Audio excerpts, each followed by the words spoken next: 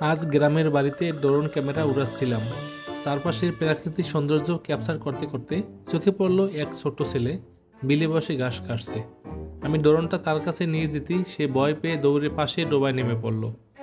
এই দৃশ্যটা থেকে বুঝলাম, প্রযুক্তি যতই এগোক না কেন, গ্রামের মানুষ আজও কতটা সহজ সরল, আর সরলতার মাঝেই তারা কতটা সুন্দর।